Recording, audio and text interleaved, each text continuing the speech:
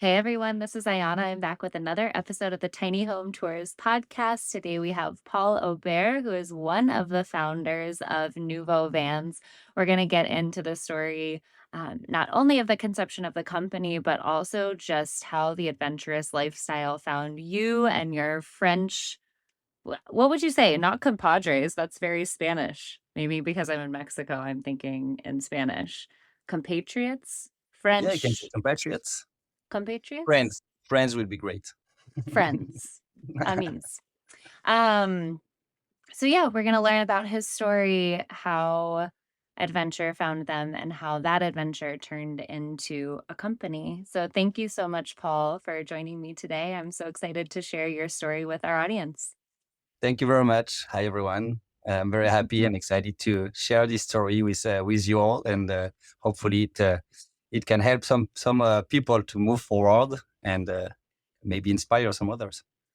I'm sure that it will do that for sure, for sure. So we've been starting this season with two truths and a lie from all of our guests. So tell me your three statements about your kind of nomadic journey, and I will guess which one's the lie. So we crossed 16 countries, 26,000 miles with a 39 feet school bus. That's the first one. Okay. Um, we crossed the Darien Gap between Colombia and Panama in the middle of the forest with our 39 feet school bus, meeting some forks, the gang in Colombia. And the third one is that we bring back this bus from Central and South America, purchased a second one, and invited Europeans to discover the great American outdoors. Okay. I've started going with the one that I hope is the lie for everyone's sake. So I'm going to go with number two. You did not run into a Colombian gang in the middle of the forest with your 39-foot school bus, is the lie. Yes, it's a lie. Okay. I wish we could, but no, we didn't. I'm so relieved. So you said 16 countries, 26,000 miles. Wow. How long did the whole journey take you?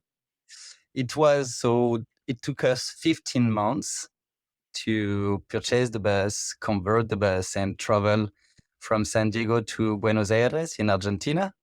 And the full project started in 2016. So it was 2 years, 1 year of preparation, finding the funds and prepare everything and being sure that we really want to cross 16 countries in a school bus. And then 1 year traveling and crossing all these beautiful countries. I mean, you can name it, Peru, Guatemala, Mexico. There are such beautiful countries in this part of the world. So that was a 15 months project, like from start to finish. But then we worked 1 year before to prepare everything. Wow. What a grand adventure. I think anybody who takes the leap to live in a bus or a van is craving some of that adventure. But when you take it a step further and do the international travel, I think it really adds a layer. So we'll get into kind of more of the adventure, but I always love to ask people like, what led you to this lifestyle? Have you always been someone who has desired to kind of like live an alternative life, live life on your own terms, or what really inspired this kind of adventurous spirit in you? So I think that for my personal thought, and then I will talk more about like with my best friend and business partner. But since I'm young, I was very lucky to travel a lot thanks to my parents. So going on sailboat and going in mountains and traveling mostly in France. But I knew that I wanted to discover the world. I always been stressed by the fact that life was so short and the world was so big that I really wanted to. How I'm already like late. Like, come on, you have to start now. So we traveled a lot, and then I did my studies. I did a international business school in south of France, and it was only 1 year and a half in France, and then 3 years abroad. So I was in Quebec, then I was in Mexico, and then I was in Spain. I worked on the Olympic Games in Rio de Janeiro. So traveling was for me something that was always like First because you put yourself in a difficult situation. You just don't go on the easiest path. So you know that's going to be tough. It's going to be difficult, but the discoveries are just insane. So I think that traveling was the main purpose, that I really wanted to do travel. But I did so many backpack travels. I did so many just travel with friends, and I had this best friend since 15 years, Benoit. I know for American can be tough, Benoit, but it's Benoit in French. So let's say Ben. It's gonna be easier. So with Ben, we had this crazy idea to do a travel together, but we have the same entrepreneurship mindset, that we didn't want it to do only a travel, but also a travel that can merge entrepreneurship. And we knew that in order to have entrepreneurship, you need to have people. You need to meet people. You need to interact with them and to include them in your project. And so we were thinking about what we can do, how we can mix this big entrepreneurship mindset and travel needs. It was a need that we were 25 years old, and we said, okay, let's go for it. And so we were in the US. Ben was doing an internship, and we were thinking about the project. And we saw so many school buses like going in front of us. And in France, we don't have the school buses, but they are very iconic vehicles. It's there's no other vehicle in the world that never changed in style, I would say. And so we thought, okay, maybe someone already built a schoolie. And we found Hank bought a bus that was in 2016 or 17. And he did an amazing work on this very versatile bus. So we started digging around and saying, okay, maybe we can build our bus, but if we travel just the two of us, after 2 months, we're gonna fight. We're gonna fight all day long. So let's find a way where we can bring more people with us, and we know that more people you have, more fun you can have too. So we thought, oh, maybe we can create this travel with entrepreneurship that's going to be the hotel on wheels. Let's try to bring the people to the outdoor. Let's bring the road trip accessible for anybody. We know that when talking about road trips, everybody dream about road trips, but sometimes it's difficult just to think what do I to do? What do I'm supposed to do? Where do I start? What kind of vehicle? And you never have all the gears you want. You rent a RV in New Zealand, then you don't have your paddle board, you don't have your projector, you don't have your bicycle, you don't have. So we said, okay, we're gonna create the ultimate road trip, something that can give the possibility to people to come join us and just travel. So we had this little tagline that was, you land in one airport, you leave to another, and in the middle, you trust the Frenchies. And that's what people done. I still don't understand how people can trust us, but they did. That's That's how amazing. it started, yeah. Yeah, incredible. So in the bus, Natasha, you traveled to 16 countries. How many people did you have like fly in and out? How many people did you kind of travel with? And what were some of your favorite? I'm sure there are wild adventure stories from that time. Any favorite wacky stories that come to mind? Yeah, I mean, we received about 70 people in total for the 1 year. So we thought we would have a bit of time, just the two best friends together in the bus, but it was such a success that over the 365 days traveling, we had only 12 days together. And that was mainly to clean the bus, do some repairs, maintenance, be sure that everything is good, grocery, and then go back. And we were traveling, the two of us, plus maximum three more person. So we had the possibility to welcome 3 person in the same time. And that was mainly for 10 to 15 days trip. So people were, as I told you, land in an airport, we take them at the airport, and imagine the feeling that you arrived in, I don't know, in Mexico, in Acapulco, and you have this big bus. Some of our friends saw us while they were landing in the plane and say, "Oh, this is my hotel. Yeah, that's nice. It's waiting for me on the parking lot." And one funky story for us, not for our friends who came and joined us, we were supposed to meet him in Tegucigalpa. And it was a dangerous city, while when European or Occidental countries name it as a dangerous city. And so we told him, okay, we cannot go inside the airport because the airport parking lot is too small.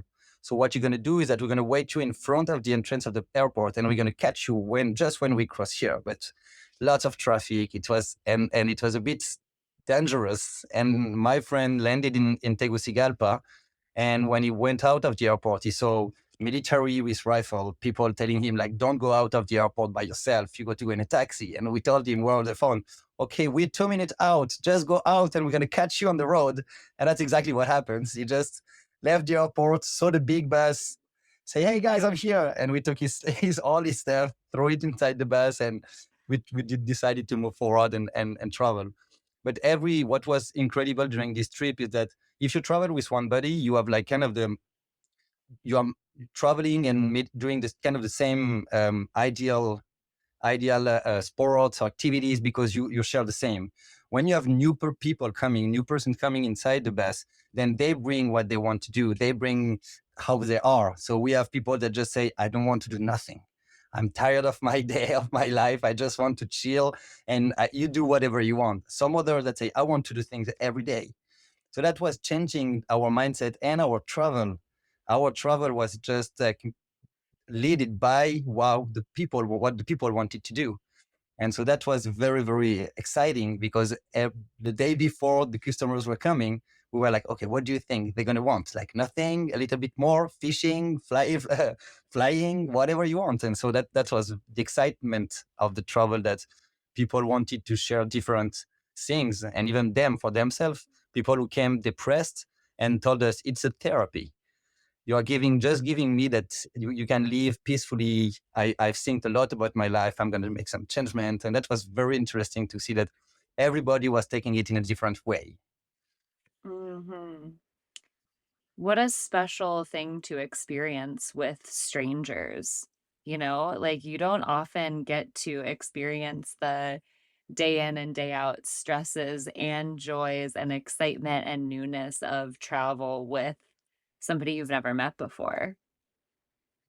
That's And so it's cool. 24 hours a day. It's all day long, all night long, all the time. So, but I think Yeah. that's one thing also, is that when you arrive in a foreign country, and that the way we've been doing, is that you have to be very humble. You are not in your country. You don't bring like your big shoes and do, this is how I do in France, so this is how it's supposed to do in Guatemala. So when you have this humility, and people that are traveling, they are in your daily routine, and they see that you are really in respect with the people you met, the local people you met, that's also calmed down a bit the stress and the fast life that everybody is facing as of right now. And it was living with the sun, going fishing in the morning, having a nap at the afternoon, go sleep when the sun down. That's just, calming, like having a calm life that bring the people to the outdoors.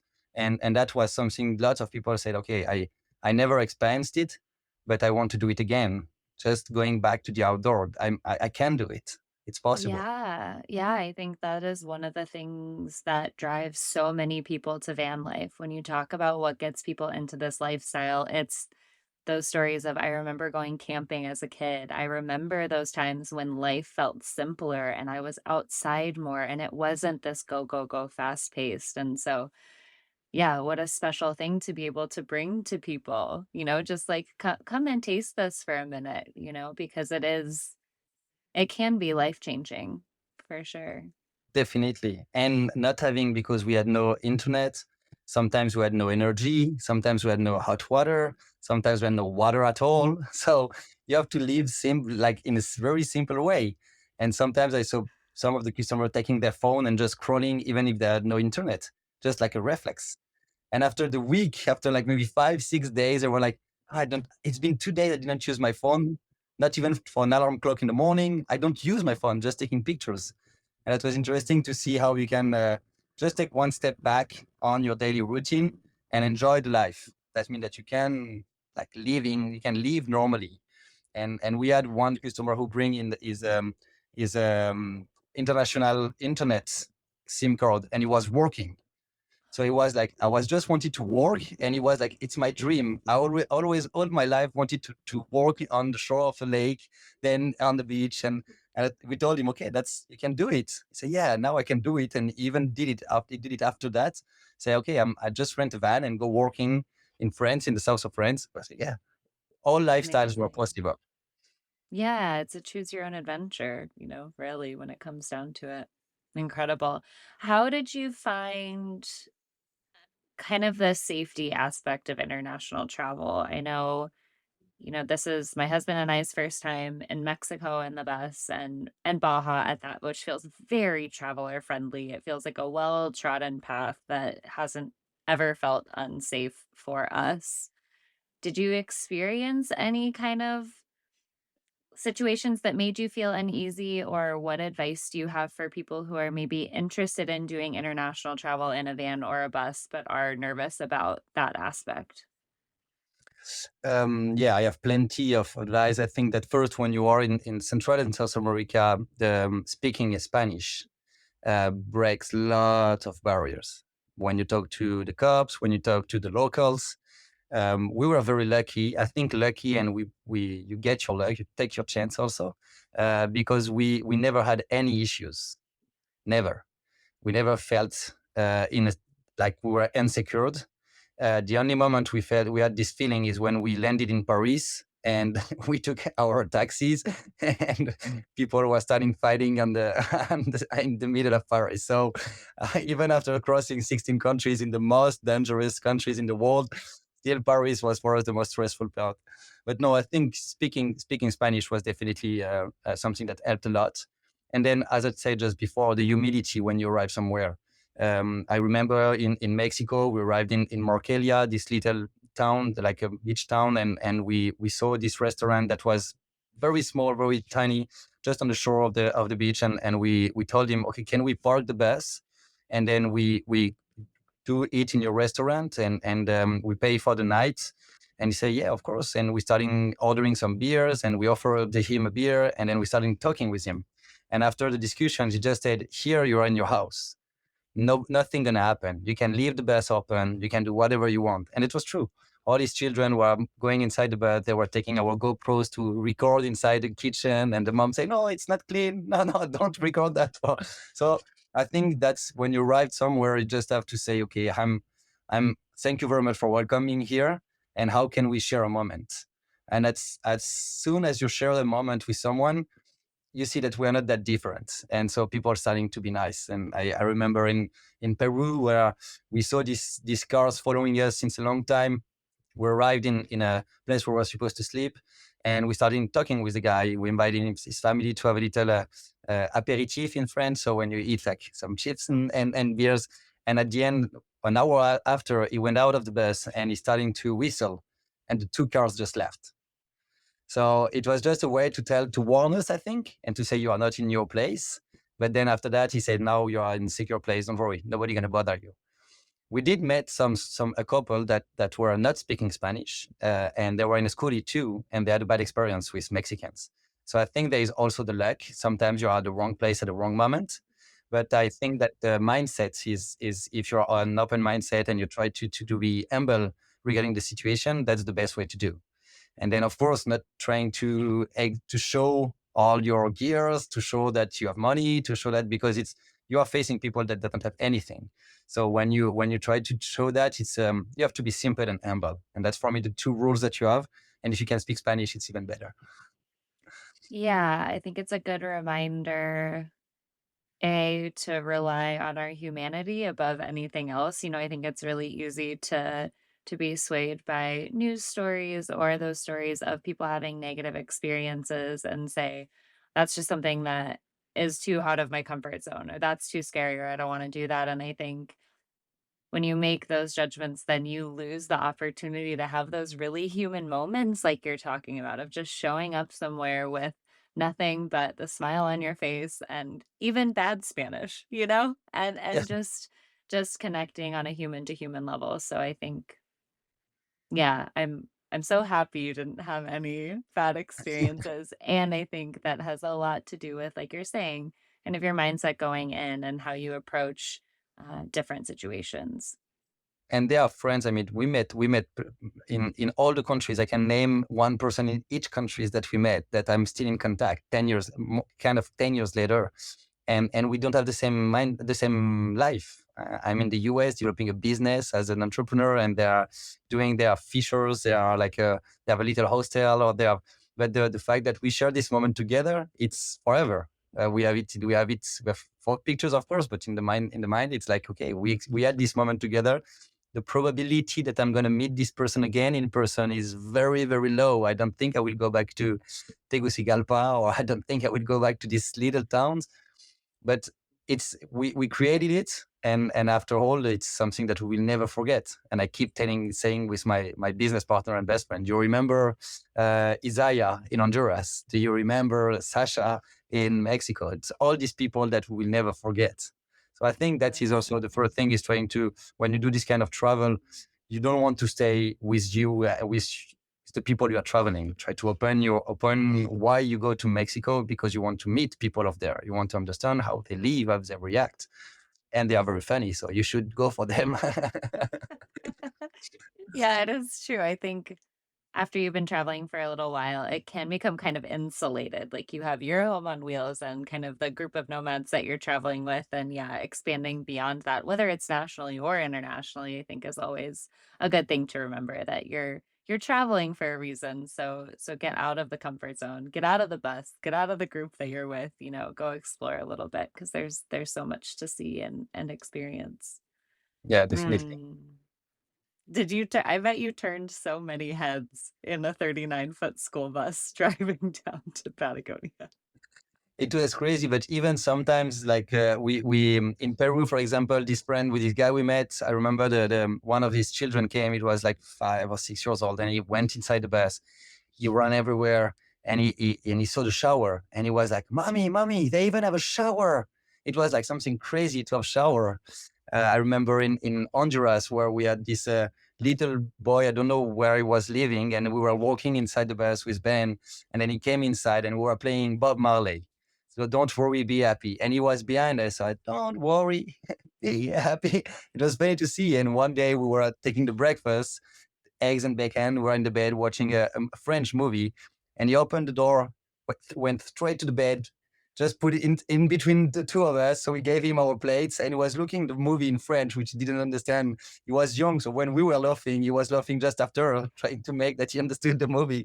So it was like this these people that you meet, you cannot control it, but I think you have to be very open. Some people might have said, "No, get out of my bus, don't go inside." No, let them go inside. For them, it's such a crazy thing to see this like big yellow bus, California plates, and two French inside. Like you have to be very open. Say, "Yeah, come inside, come join, have breakfast with us."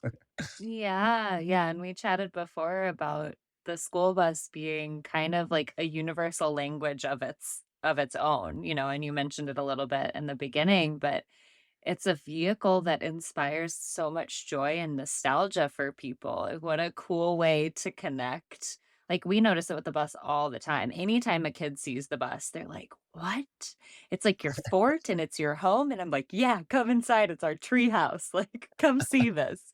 But there is something that kind of like connects us around buses in particular, I think. Yeah, I agree. And I think that, as I said at the beginning, it's such an iconic, and it's really like an icon in terms of vehicles. If you look on all the vehicles in the world, you have very few styles of vehicles that never changed. It's been decades. I'm sure your parents have been traveling in the school bus, and the design was quite the same as today. You have few brand Vespa, the Italian scooters. They didn't change a lot, but you don't have lots of brand, lots of vehicles that never changed. And I remember, and when we prepared the podcast, we talked about it. Where we're in, I think it was in Guatemala, when a guy came and say, "Oh, you have the bus of Homer Simpson." So you can see how it can be in the mindset of the people, how deep it can be. We all our friends have seen like American um, series, and you see these coolies, and you see like all the people traveling in this coolie. So it's an iconic, it's beautiful, and it's a very strong engine. So that was also why we decided to move on the school bus. And we had this incredible Tony from AAA Bass in Phoenix that is now being very famous in the schoolie world. That was kind of a father for us. He did everything. He helped us so much while we were in the middle of nowhere. So I think the schoolie in the US is a very, very strong uh, um, image for people who has been traveling during all their young ages inside the buses, but even for foreigners. So Homer Simpson is very famous all around the world. I love it. I love it. So 1 year of traveling in Natasha. with folks flying and meeting you and flying back out, your hotel on wheels. Tell us about what happened after that for you. How did we get from that time to this time? It's a funny story. It was not supposed to be like that, but it happens. So we finished the tour in Argentina, in Buenos Aires, and then we were thinking to create a company. So we said with Ben, we said, okay, we travel for a year, and we're gonna receive so many people. We're gonna interact with them, tell them about the ideas we have. We're gonna confront ideas, find what are the good, the not good, etc. So we thought about so many different ideas, but at the end, we received so many people saying, "Can I travel with you guys? Can I travel in this way, like the hotel on wheels?" We were not the first one. There was this, I don't remember the name, but they were in Europe, and they were an inspiration for us. It's a family traveling all around Europe, doing skiing, doing surf, an amazing journey. But in the US, nobody offered that style of very road trip hotel on wheels, and we decided to create a company out of it. And so we shipped the van, Natasha, from Buenos Aires to Fort Lauderdale in Florida. And we had 1 month in order for the bus to go back to the US. And it was not easy to bring back a bus from Argentina to the US. The American borders were saying, "How did you do that?" "Well, we drove." "No way, no way. There is no possible. There is no way you drove that way all the way to the south." "Yes, we did." And so we came back to France during this month of transportation. We had to create all the company in the US, getting all our visa, all everything, all the administrative part, which is tough when you've been spending a year without any administration needs. And so then we had to come back into the real world, I would say. And so we created our company, got our visa, and decided to purchase a second bus, and we called it Barbara. And so we wanted to have Barbara and Natasha traveling together. And the idea is that we wanted to offer, once again, we wanted to bring the people back to the outdoor, give them the possibility to do a road trip, but without needing to be stressed by the road trip. Lots of people wanted to have this travel, but had no time, no money, no experience, and nobody was offering this kind of very human-centric road trip. And so we purchased the second bus. We built it with friends in Encinitas, South California. And we started doing tours in the big national parks between Las Vegas, Los Angeles, and San Francisco. So we had three trips. One was the Las Vegas, Los Angeles, going through Zion, Bryce, Lake Powell, Grand Canyon, Havasu Lake, Joshua Tree, Los Angeles. Then the road number one, that's amazing road for most of the European, crossing the Golden Gate Bridge in the school bus was, come on, guys, you killed it.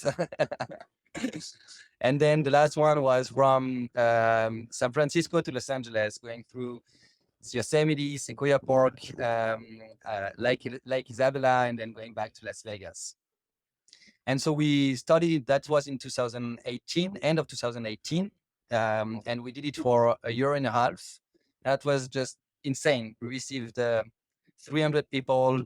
We have one very famous French university called HEC that wanted to do 1 week for the final year with hundreds of students. So we had to rent 17 RVs with Natasha leading, and we had like the 17 RVs following us and doing this beautiful trip all around. But one more time, what was funny is that in all this period, we saw that people really wanted to go back to the outdoors. They really wanted to not being like a regular event where we do the party and that's it.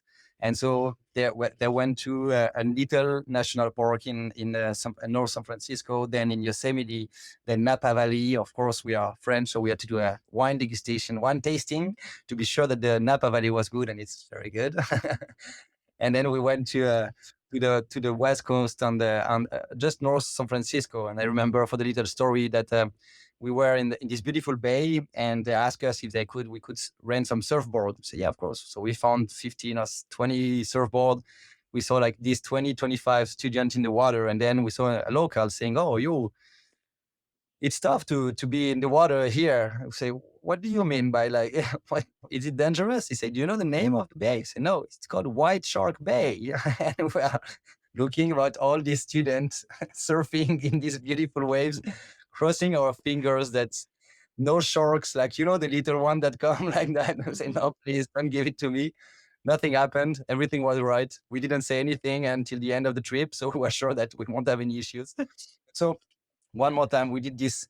We saw this need of people wanted to go back to the outdoor. And what was funny during this trip is that most of the people were, and they were not friends. So they were just individuality coming to the trip, joining a group and traveling.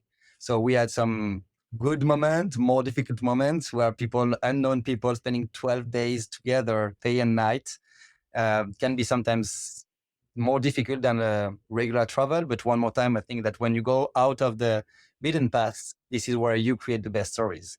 And I could spend hours and hours telling you about stories we had during these trips. I remember with a family, we were in Zion, and I parked the bus after driving 7 hours. I was very tired, and I just left the bus, and I forgot to put the brakes.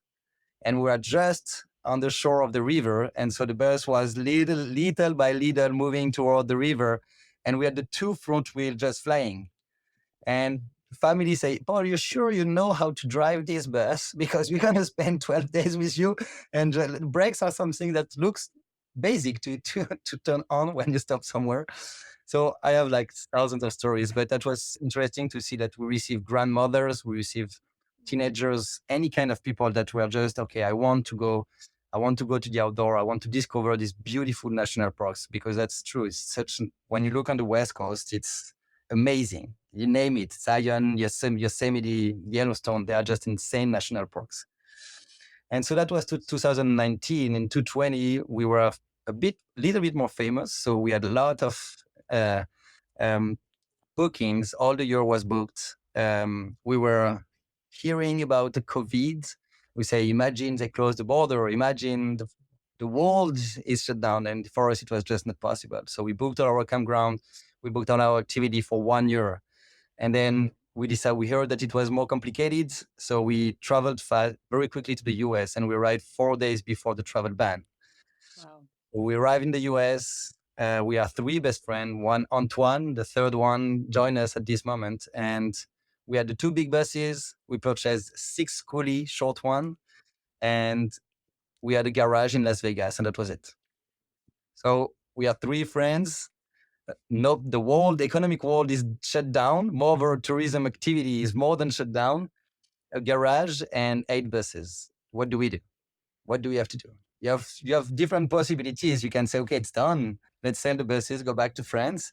And I remember talking to my brother, and we were a bit sad, and we didn't know what to do. And we said, okay, we're going to stop. And he told me, so you cross 16 countries. You've been to the most difficult part in the world. You've been like doing everything great, and because you have like one difficulty now, you stop. No way. You stay in Las Vegas. That's where we are. And you build these buses, and you're gonna find a solution as usual. And so we were the three of us, and we said, okay, let's build these buses, and we will see what we're gonna do with it. The short one. We built it, and then we tried to promote the first one. So I was the plumber. Ben was the electrician. We had what we call the waterfall option, that when we turn on one faucet or the water pump, we had water all around the bus. The electrical system was complicated to build, but then we had friends that helped us. We find very good um, subcontractor in Las Vegas. And so we tried to sell the first bus, and we received 500 demands. So we were, okay, we're in a garage, we're in Las Vegas. We tried to sell the first one. It works very well. Let's build more.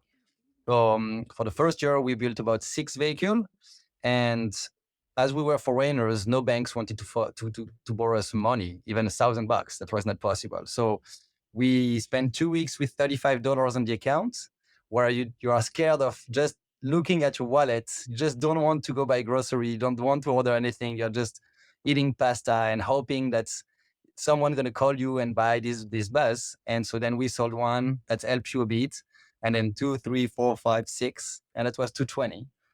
And at the end of 220, we decided to hire our first employee. I mean, we tried to hire before, but that was funny stories. People that were not competent at all, using the wrong tools, doing crazy things. But we hired our first real good employee at the end of 220, find a warehouse, and starting to try to scale a bit the production. So that was 221. We sold about 30 units. We were six. I was still doing the plumbing, the plumbing, doing the welding, doing everything we can to do. And I remember mid of the year, I asked the three employees we had, I told them, okay, what do we have to do to improve the quality of the buses? And he said, I think, Paul, you have to go in the office and stop working in the van and the buses. That's going to be better for the company. Do what you know what to do. So build the company, but let us do what we know. Okay. I say, okay. Unfortunately for me, that was the last time I put a screw in the van or in the bus because I loved it, but I had some other things to do and to develop the company. And so we sold about 30 units in 221.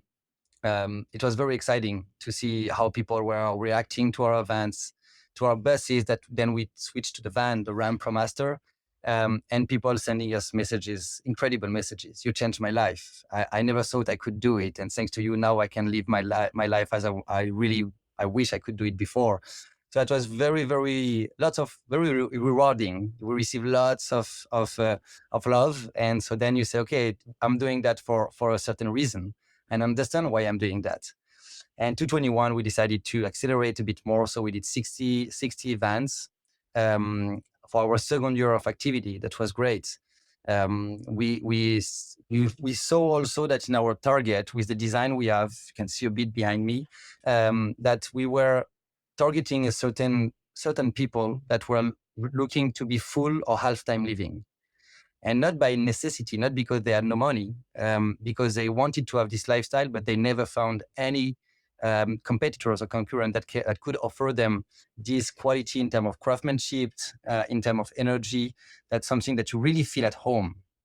And so we saw that the travel nurses were as a 13 weeks shift. They spend half of their money in Airbnb, rental cars. They can never travel with their pets. They never have all their gears. I'm thinking about one that is a fly fisher, and in between shift, he go fly fishing for a week, and then he keep working. And so we saw that in this full-time living, you don't have only people who don't have the money to pay the rent. You also have people that want to work like that. And after the COVID, working remotely became more powerful and more accessible. But in order to work remotely, you need to have access to internet. And it was combined with Starlink from Elon Musk that launched this incredible feature that you can have internet everywhere. For example, as of right now, I'm using Starlink. Same. You Same. see, so you can work in some places that you can't even use your phone, but you can work and do a regular call like that. So the combination of working remotely after COVID, people wanted to go back to the outdoor and wanted to just live down by the river. That was a threat a couple of years ago that I understand in the US. If you don't work well at school, you're going to live down by the river. Now people say, if I work well at school, I will live down by the river. And so we saw that we had a very big range of different customers that were looking for this lifestyle, but not at any cost. They didn't want to reduce the storage they have. They didn't want to have like something that is not very comfortable. They want to have the off-grid capacity. They don't want to go in campgrounds. They want to go in a BLM, park in the middle of nowhere, put the awning, the affordable chairs, and just working normally. And that's what we understood, that, okay, we have to raise the bar in terms of technology. So we bring a lot of batteries inside the van, the possibility to charge with the sun, with the engine, a lot of water. We know that water is one of the main restrictions when you're leaving. So most of our concurrents are 20, 30 gallons, where we're 40 gallons. So that was a possibility in order to stay longer. And we're even looking now to recycle the water of the shower so you can extend a bit more the possibility. And so 222 was the year where we understood that people were very interested in our vans, and we decided to hire more people. And that was a very exciting project for us, hiring Americans, working in the US, living the American dream. That is like, you hear about it. And then when you are here, you see, okay, yes, in this country, you have so many opportunities. People are very proud when they meet you and they say, congratulations. They are not jealous. They are, "Oh, I wish I could work with you." And 223 last year was the real year where we decided to go from a van conversion company, like a service company where people bring their van and we do the conversion, to a Class B manufacturer, where we have our own products. We are certified manufacturer, all the registration certifications. I thought France was very administrative, but I understand that in the US you have a lot of certifications to follow. Less than in France. You can trust me, way less than in France, but still. And so we had all this work done, working with Dodge and the ProMaster. That was we had a very good relationship with them. And so now 224, we have 25 employees. We're going to move in a month in a 20,000 square feet warehouse. The objective is to build about 150 units this year and to keep growing. And we can see that the demand is here. People are looking to get this kind of vans. And I'm quite sure that the future will be also in the possibility to work and to live remotely. You want to be, it's sometimes going to be just for a few days, but you want to be able to take your van, work for 2 days in Yosemite, come back in San Francisco. You want to be able to go for a long period of time. So I'm definitely convinced that the future will be remote, in a boat, in a car, in a van, whatever, but it's going to be remote. It's a long, but I think I covered everything. I think you covered everything, and it's a long span of time to cover 2019 to Yeah. 2024, and there are so many kind of twists and turns that you all have experienced as three friends who started a hotel on wheels company who now build vans. Like, there are a lot of twists and turns in there, and I guess that what I'm wondering and what kept coming up for me when you were speaking was, like, you're still meeting that human need, right? That human need of, like, wanting to live more slowly or more sweetly, like, there is that human component that seems to light you all up so much. That's still present in your company, and I can feel it, but do you miss the, like, traveling with people? Like, do you ever miss those days of being in Natasha and being in different countries and taking people paddleboarding or throwing them in water with sharks that you don't know about? Yes, of course. I mean, you can't once. I remember uh, my father told me, you will never come back from this trip like you were before. I had my plan before I started this trip, and I knew I thought I knew what I will do it in my life, and then I understood what does it mean that changed you forever. And so yeah, every time I see a customer here, I say, please enjoy because we can't anymore. So please do it for us. But also, I think that you have cycle in life, Of and course. that it doesn't mean that I will never go back to travel, because I will for sure. But I really wanted to have this entrepreneurship experience for us. And I think when you're on your 25, 35 years old, that's where you have a lot of energy, sometimes too much, sometimes not in a good way.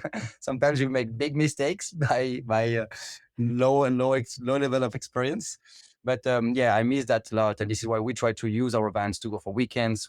I'm going to go in Los Angeles this weekend. I will be in Houston the weekend after. So we try to do so. But it's complicated to work remotely when you have 20, 25 employees. Um, and I love traveling, and I will never stop traveling this way because you have this freedom. I want to park here, I can go. I stop here. Oh, I'm tired, I want to stop here. That's what you've been living with your husband, and that's something that I always miss. But we took the bus, Natasha, to store her. I say her all the time. Store her somewhere else. And I was driving in Las Vegas, and I was by myself. I was like, how crazy could we be to cross 16 countries in this big baby? I'm not sure that 7 years later, I will do it again with this big baby because it was huge. But so I think that, yes, we miss it. Um, but I think you have cycle in life that make that you have to do what opportunities brings you. And I had this opportunity thanks to Ben. Clearly, if he was not here, I would never have been on this project. But we did it, and I'm sure we'll do another one. Our next one would be to do from Las Vegas all the way up to Alaska and down to Baja California. That's the next objective. Amazing. Oh, do you think you'll be in a school bus for that one too? Will you be in Natasha? Maybe Natasha, because we are rebuilding her. So we will maybe be in Natasha. I will send you the pictures when it's gonna be done, or you will come in Las Vegas to see her. Yeah, absolutely. We should do a tour of her when you That finish. would be nice. Yeah. That would be so fun. Yeah, I love what you said. Like, I'm not sure that I would do that now. I have so many of those moments in my life where I'm like, wow, 18-year-old me really sent it. And I'm not sure I would do that as a 30-year-old. Like, wow, I had some guts. And I love too that those experiences and all of the joy that you found by bringing people into this lifestyle and giving them just a taste has been a through thread for you now in the company. Like, that's what you're doing. You're providing ways for people to do that permanently now. You're creating real, comfortable, and beautiful homes on wheels for people to have for as long as they want to and to live this lifestyle for as long as they're happy doing it. So, And that's exactly what, as you said, as I said, like life is our cycles, and I think that yeah. opportunities bring you to other opportunities. That we started by bringing people for holidays because they were not able, or were scared, whatever, and then we ended up by bringing the people to the outdoor, but for life. So that's interesting to see that all the our little path was, sometimes you see how can you ended up from a travel agency to a class B manufacturing, and finally it's linked, and on both cases people were thinking they were not able to do so. One of my best friend came in Argentina, in Colombia, and when he came back to France, he booked flight ticket to New Zealand, spent 1 year in New Zealand in his car. I'm not going to say that this was only because thanks to us, but we were the little sparkle that can make him okay. I can do it. It's possible. Most of our customers, as of right now, are first timers. They never had a van before, and they told us we never had a van before because we never found something that fit our needs. We never had the good tools to in order to travel as we're doing. I had this lovely story last week that they came to pick up the van, but I received a call on just before Christmas. It's a 72 years old, I think, lady that called me and told me, well, I want to offer, can you send me by mail your presentation? I was like, can't you just download it and print it on your printer? I want to put it on the Christmas tree for my husband. We are retired. We want to travel, and I want to offer to him.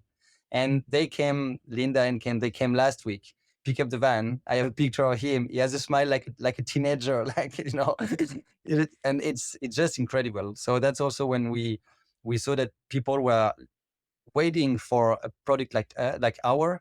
You understand that you are the good time, the good moment, and you know what you're doing. Yeah, yeah, exactly. All of those little, yeah, twists and turns that life brings us to put us just in the right place, just at the right time. And I think it goes back to what you were saying about having that attitude when you're traveling. Like, what are you open to? What are you available for? Because the universe will put so much in your path, and it's just about what attitude you have and kind of what you're willing to say yes to. And moreover, in a world where you have the FOMO, that is like for everybody. People say, I have the fear to not miss something, and sometimes you just miss the very basic and evident people you just see like that could change your life.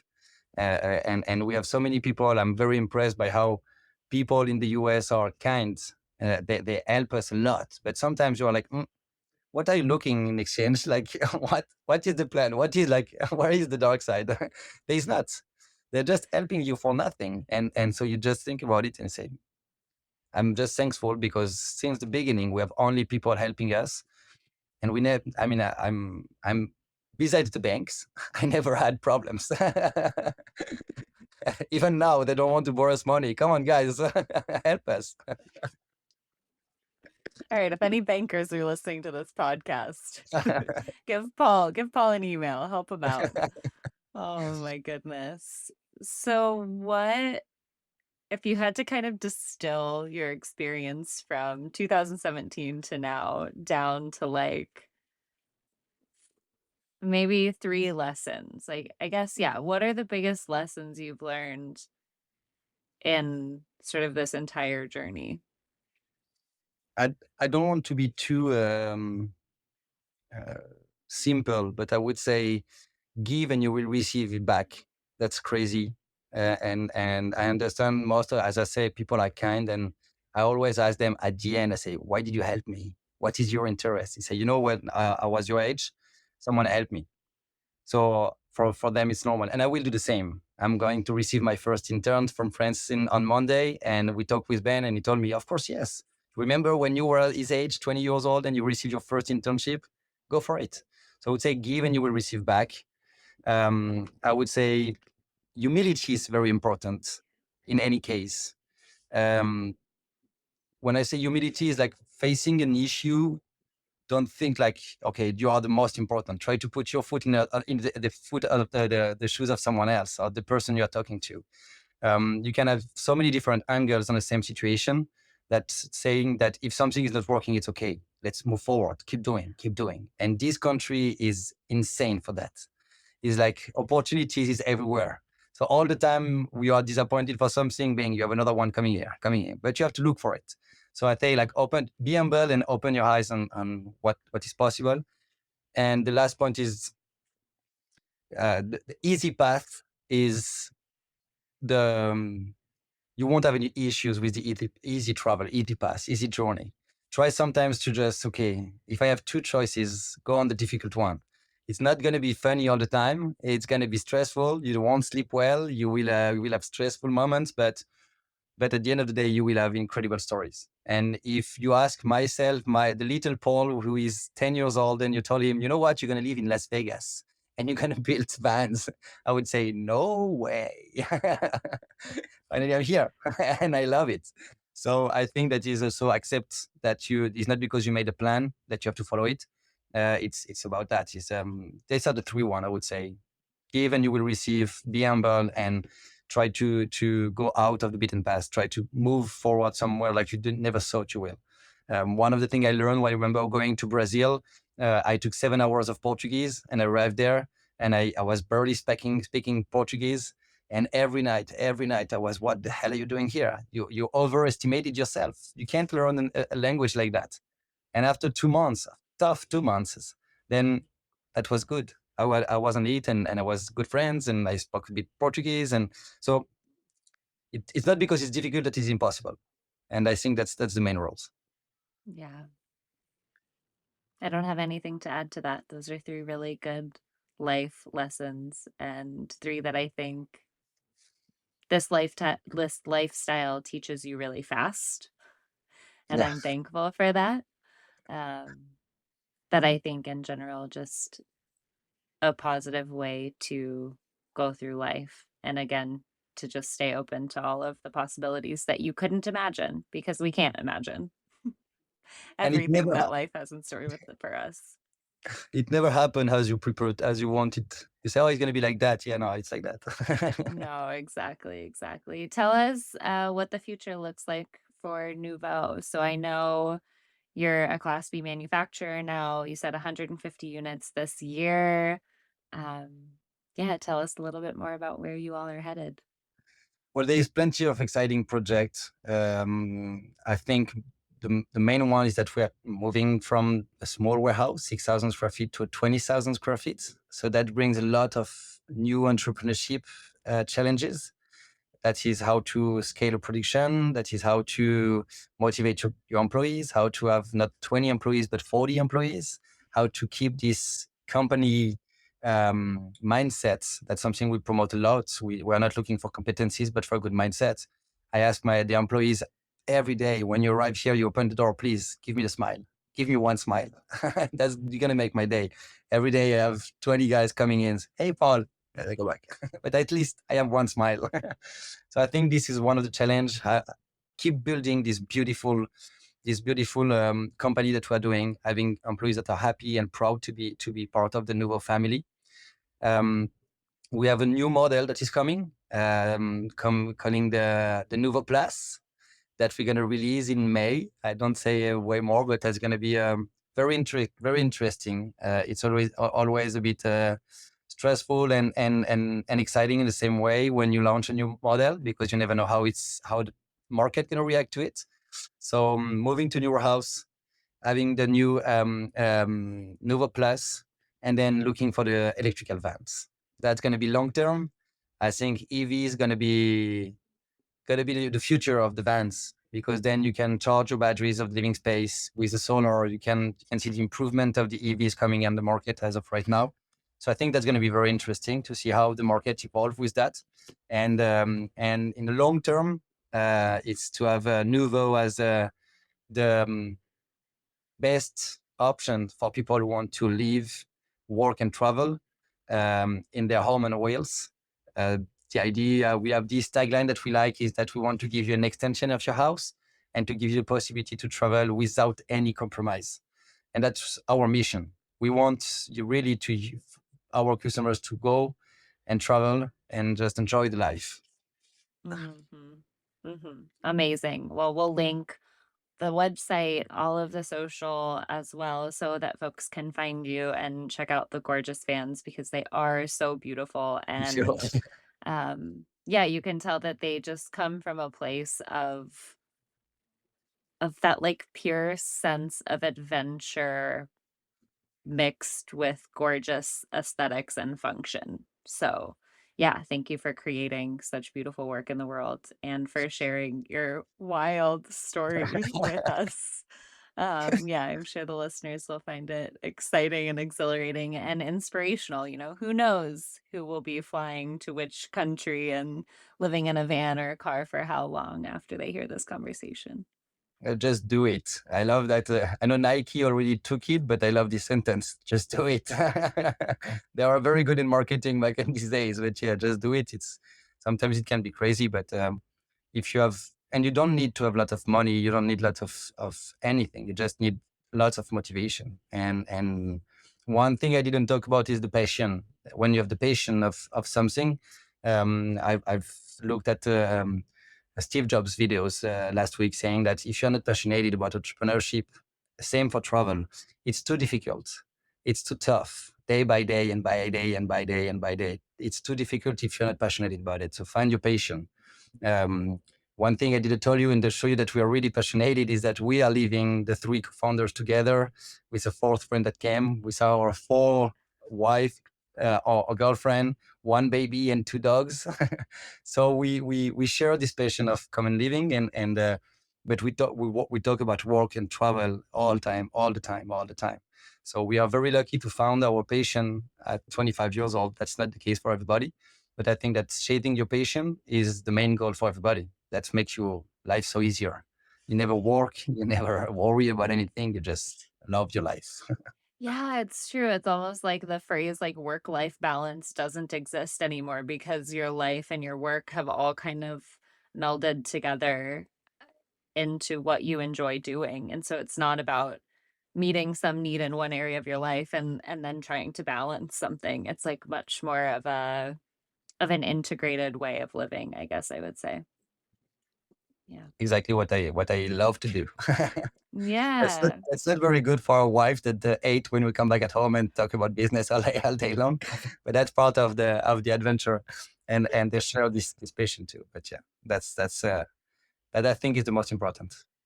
Yeah. Well, Paul, thank you so much for your time and your wisdom and your stories and everything that you have to share. We're so excited to share it with our audience. Thank you very much. It's a pleasure, and feel free to contact us if you want to leave on the road. Absolutely. All right, everyone. We'll see you back next week for another episode. Bye.